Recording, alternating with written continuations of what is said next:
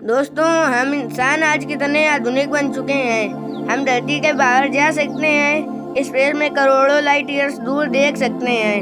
हमारे पास साइंस है जो हमें हमारे प्रश्नों के उत्तर देता है। हमारे वैज्ञानिक डेटा के जरिए हमने अपने अस्तित्व का लगभग सही अनुमान लगा लिया है। पृथ्वी जो हमारा घर है, जहाँ मनुष्यों ने कई पीढ़ियाँ बिताई हैं, जिसने कई करोड़ों सालों से जीवन को अपने अंदर आश्रय दिया है और आज भी देती आ रही है। वैज्ञानिकों के अनुसार पृथ्वी पर जीवों की करीब 87 लाख प्रजातियां रहती हैं, जिनमें से केवल 15% प्रजातियों को ही आज हमने खोजा है। लेकिन आखिरकार ये सारे जानवर आए कहाँ से थे? आखिर धरती पर जीवन की शुरुआत कैसे हुई थी? इसे जानने के लिए आज के वीडियो को एकदम एंड तक जरूर देखना। तो हेलो गाइस, आप देख रहे हैं सेलेस्टियल स्पेस। तो शुरू करते हैं आज के इस नए एपिसोड को। पृथ्वी में जीवन की शुरुआत को जानने के लिए हमें पास्ट में जाना होगा, उस समय पर जब अर्थ अपनी शुरुआती अवस्था में थी। तो आइए चलते हैं आज से करीब 4.5 अरब साल पीछे।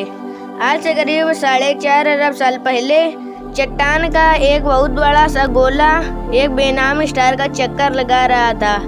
इसका सतह पिघले हुए लावा से बना था और इस पर जीवन का नामो निशान तक नहीं था। इस वक्त पृथ्वी पर लगातार आसमान से छोटे छोटे चट्टानों की बारिश हो रही थी। काफी लंबे समय तक ये प्रक्रिया चलती रही। इसके बाद चट्टान के विशाल से गोले ने एक प्लेनेट का रूप ले लिया। साथ ही इस ग्रह का चांद भी बन गया।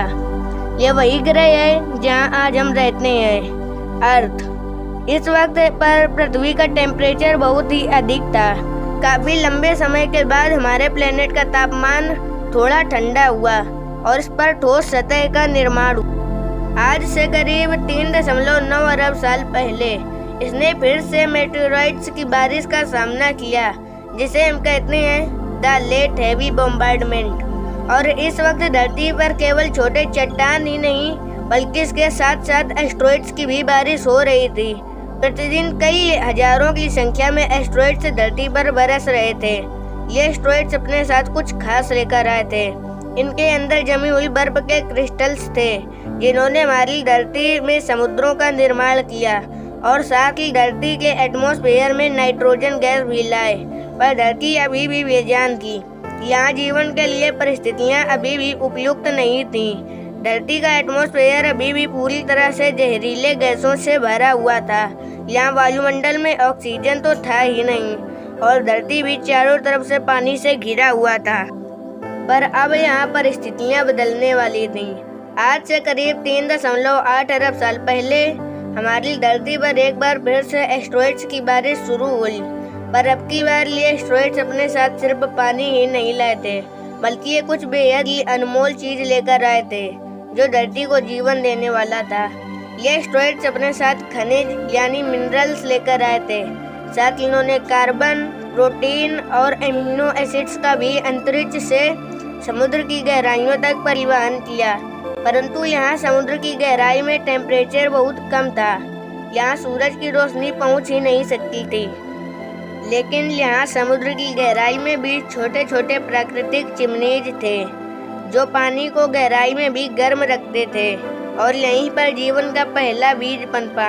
हम ये नहीं जानते हैं कि ऐसा कैसे हुआ था, लेकिन किसी प्रकार से यहीं पर उन सारे मिनरल्स और केमिकल्स ने आपस में रिएक्शन करके जीवन का बीज बोया और यहाँ जन्म हुआ एक कोशिकीय जीवों का। ये एक प्रकार के बैक्टीरिया थे। ये बैक्टीरिया समुद्र में बहुत तेजी से बढ़ने लगे। अब ये पानी पूरी तरह से इन सूक्ष्म एक कोशिकीय जीवों से भर गया था। कई करोड़ साल बाद यानी आज से करीब 3.5 अरब साल पहले समुद्र के अंदर इन बैक्टीरिया की संख्या इतनी ज्यादा बढ़ गई थी कि ये आपस में जुड़कर इस प्रकार के पत्थरों की जैसी संरचनाओं में बदल गए, जिसे कहा जाता है स्ट्रोमेटोलाइट्स। ये एक एक चट्टान अपने आप में ही इन बैक्टीरियाज की एक बस्ती थी। ये बैक्टीरियाज सूरज की रोशनी को भोजन में बदलते थे और इस प्रोसेस को हम बेहतर रूप से जानते हैं फोटोसिंथेसिस के नाम से। इसी प्रक्रिया से ये एक उत्पाद यानी एक बाई प्रोडक्ट को निकालते थे, एक गैस, ऑक्सीजन। इन सूक्ष्म जीवों ने धरती पर एक सबसे अनमोल चीज का निर्माण किया, जो धरती में जीवन को पनपने के लिए सबसे ज्यादा महत्वपूर्ण था। और वास्तव में धरती पे इसके बिना कोई भी जीव जीवित नहीं रह पाता। करीब 2 अरब सालों तक पृथ्वी के एटमॉस्फेयर में ऑक्सीजन की मात्रा लगातार बढ़ती रही। आज से करीब 1.5 अरब साल पहले धरती पे अब भी कोई कॉम्प्लेक्स लाइफ विकसित नहीं हुआ था और न ही धरती पर इतने बड़े बड़े कॉन्टिनेंट थे। धरती पर केवल छोटे छोटे द्वीप थे जो चारों तरफ से पानी से घिरे थे। मगर अब धरती की क्रस्ट में हलचल होने लगी। इससे धरती की सतह कई सारी टेक्टोनिक प्लेट्स में टूट गई। फिर इन प्लेट्स में मूवमेंट के कारण ये छोटे छोटे द्वीप आपस में जुड़ गए और निर्माण हुआ एक सुपर कॉन्टिनेंट का, जिसका नाम था रोडिनिया। इस वक्त धरती का टेम्परेचर 30 डिग्री सेल्सियस था और धरती का एक दिन 18 घंटों का हुआ करता था। मगर अब समय के साथ साथ यहाँ परिस्थितियाँ बदलने वाली थीं। आज से करीब 75 करोड़ साल पहले धरती की रूपरेखा बदल रही थी। धरती का सुपर कॉन्टिनेंट अब 2 भागों में टूट गया था और धरती के अंदर का लावा वोल्केनो विस्फोट के साथ धरती की सतह पर निकलने लगा। इन विस्फोट के कारण धरती में कार्बन डाइऑक्साइड की मात्रा काफी बढ़ गई। अब धरती का आसमान कार्बन डाइऑक्साइड के घने बादलों से घिर गया और घने बादलों के कारण लगातार अम्ल वर्षा यानी एसिड रेन होने लगी। इससे धरती के वातावरण में अधिकतर कार्बन डाइऑक्साइड धरती की चट्टानों में कार्बन के मोटे मोटे परत के रूप में जमने लगे, जो इस बारिश के पानी के साथ बह रहे थे। इससे वायुमंडल में कार्बन की मात्रा बहुत कम होने लगी और धरती का वायुमंडल सूरज की गर्मी को रोकने के काबिल नहीं बचा। इससे धरती का टेम्परेचर बहुत तेजी से घटने लगा और धरती पर पहली आइस एज की शुरुआत हुई। यह आइस एज अब तक की सबसे लंबी आइस एज थी, लेकिन ये भी हमेशा के लिए नहीं रहने वाली थी। समय के साथ साथ धरती का एटमॉस्फेयर में कार्बन डाइऑक्साइड की मात्रा फिर से बढ़ने लगी और धरती का टेम्परेचर फिर से बढ़ने लगा। इससे धरती में जमा बर्फ धीरे धीरे पूरी तरह से पिघलने लगा और धरती फिर से सामान्य रूप में आने लगी। लेकिन उस सिंगल सेल बैक्टीरिया का क्या हुआ जो आइस एज के आने से पहले समुद्र में थे? आज से करीब 54 करोड़ साल पहले अब धरती का सारा बर्फ पूरी तरह से पिघल चुका था। इस वक्त समुद्र के अंदर जाने पर हमें बिल्कुल नई दुनिया देखने को मिलती है। ऑक्सीजन के प्रेजेंस में अब ये एकोशिकीय जीव कई अन्य रूपों में विकसित हो चुके थे। यहाँ चारों तरफ समुद्री पौधे और ऐसे अजीब से छोटे छोटे जीव थे। साथ ही ये दैत्याकारी समुद्री दानव भी था, एनोमेलोकेरिस। ये सब कॉम्प्लेक्स मल्टी सेलुलर ऑर्गेनिज्म के नए प्रजाति थे जो कि एकोशिकीय सूक्ष्म जीवों से विकसित हुए थे। ये है पिकाया। ये केवल 5 सेंटीमीटर लंबे थे, लेकिन इन्होंने अपने शरीर में कुछ बेहद ही खास विकसित कर लिया था, जो आगे चल के हमारे शरीर का एक बेहद ही महत्वपूर्ण अंग बनने वाला था। ये पहले जीव थे जिनके पास रीढ़ की हड्डी थी और इन्हीं से विकसित होकर ये खासियत हमें भी मिलने वाली थी। आज से करीब 46 करोड़ साल पहले अब धरती कुछ हद तक जानी पहचानी हो गई थी। धरती का सुपर कॉन्टिनेंट अब और भी कई भागों में टूट गया था, परंतु अब भी यहाँ जमीन पर रहने वाले जीव नहीं आए थे और धरती की सतह पर पेड़ पौधे भी नहीं जमे थे। पर ऐसा क्यों हो रहा था? दरअसल ऐसा सूरज से आने वाली हानिकारक अल्ट्रावायलेट रेज के कारण हो रहा था। पर अब धरती के एटमॉस्फेयर में एक नई परत का निर्माण हो रहा था, जिसे आज हम कहते हैं ओजोन लेयर। एटमॉस्फेयर में ऑक्सीजन की सूरज से आने वाली यूवी रेज को सोखकर ओजोन गैस में बदलने लगी थी। इससे धरती के चारों ओर एक चादर का निर्माण हो गया, जो हमें सूरज के अल्ट्रावायलेट रेडिएशन से आज भी बचाता है। इसके कारण अब धरती की सतह पर नन्हे शैवाल फूल फल सके और ये धरती के पहले लैंड प्लांट्स बने। समुद्र में रहने वाली ये मछली टिक्टैलिक, जिसने पहली बार समुद्र से बाहर आने का निर्णय किया, इसने अपने फिन्स को पैरों के रूप में इस्तेमाल किया और समय के साथ ये जमीन पर ज्यादा देर तक रहने लगा।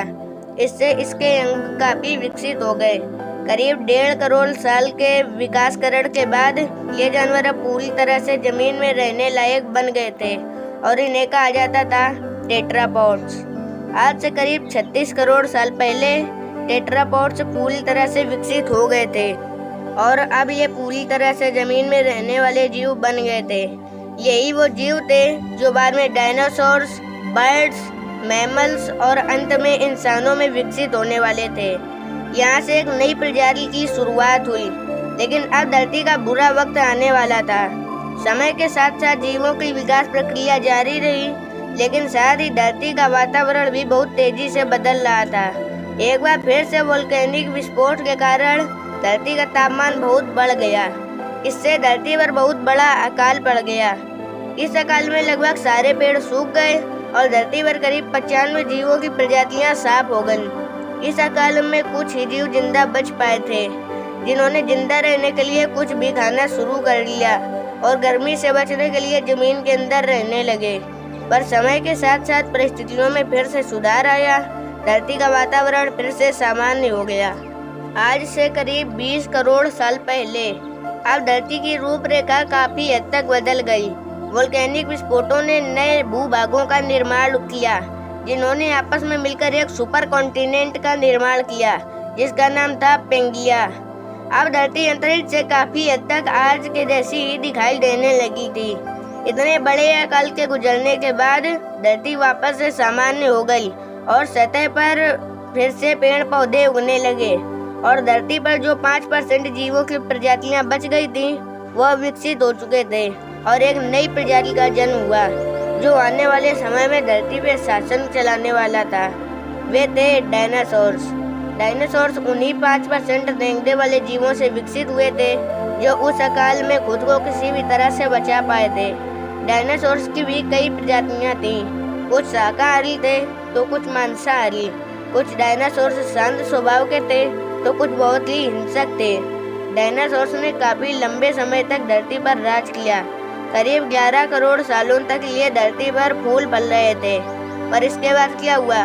सारे डायनासोर्स कहाँ विलुप्त हो गए और इंसान कहाँ से आए, हम ये जानेंगे अगले एपिसोड में। तो अगर आप लोगों को इसका अगला एपिसोड चाहिए तो कमेंट में ज़रूर बताना और इस वीडियो को ज़्यादा से ज़्यादा शेयर करिए, जिससे और भी लोगों को उनके अस्तित्व के बारे में शुरू से पता लगे। और अगर आपको ऐसे ही इंफॉर्मेटिव वीडियोज देखना पसंद है तो हमारे चैनल सेलेस्टियल स्पेस को भी सब्सक्राइब करके बेल आइकन को ऑल पे जरूर सेट कर लेना। और अगर आपको हमारा वीडियो अच्छा लगा तो लाइक करना मत भूलना। आपका एक लाइक ही हमें ऐसे इंफॉर्मेटिव टॉपिक्स पे वीडियो बनाने के लिए मोटिवेट करता है। तो मिलते हैं किसी अगले वीडियो में, तब तक के लिए जय हिंद, जय भारत।